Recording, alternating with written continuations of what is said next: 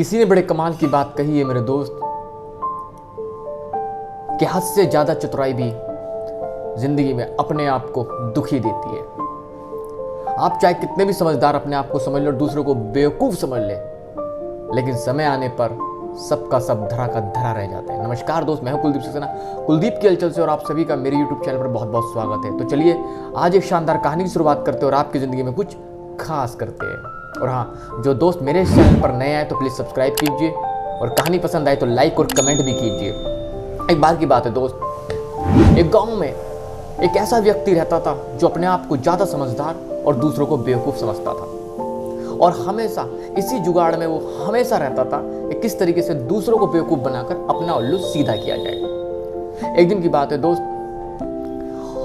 ऊपर से यमराज को ऑर्डर मिले कि फलाने आदमी का समय पूरा हो चुका है, आप उसे लेके ऊपर आ जाइए। यमराज जी तुरंत पृथ्वीलोक पर पहुंचे और सीधा उस आदमी के दरवाजे पे टक टक लॉक किया।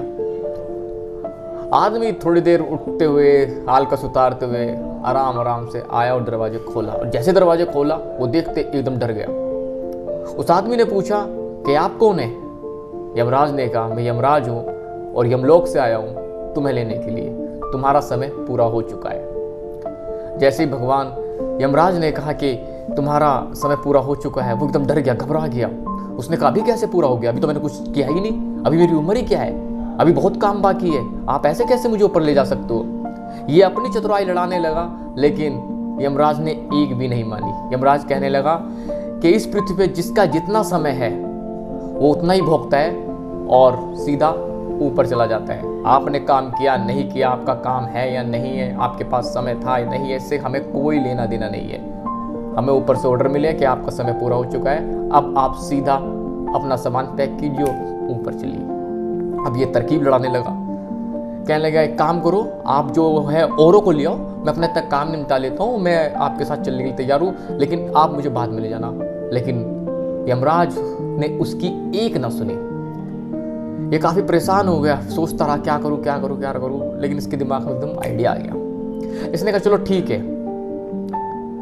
मैं आपके साथ चलने के लिए तैयार हूँ, लेकिन आप इतनी दूर से आए, चल के आए, इसी बहाने कम से कम एक गिलास ठंडा पी लीजिए। यमराज ने कहा कि चलो यार, इतना फोर्स कर रहा है, इतना कह रहा है, चलो एक ठंडा पी लेते हैं।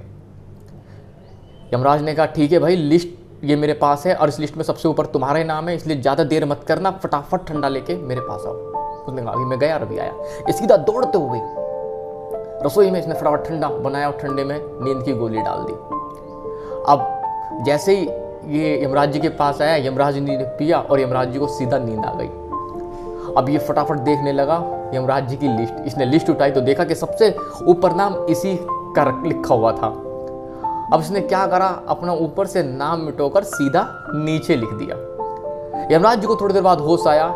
यमराज जी बड़े खुश, चेहरे पर प्रसन्नता, मगधमुग्ध हुए और इससे कहा भाई वाह, कमाल है, आज जो तूने मुझे ठंडा पिलाया ना, ऐसा मैंने तीनों लोक में कहीं नहीं पिया। वाकई में तूने मेरी सारी थकावट दूर कर दी और मैं बड़ा खुश हूँ, बड़ा प्रसन्न हूँ। चल आज मैं तेरे लिए काम करता हूँ जो आज तक जिंदगी में मैंने कभी किसी के लिए नहीं किया। ये बड़ा खुश होकर बोला, बताओ महाराज क्या, ऐसा कौन सा काम?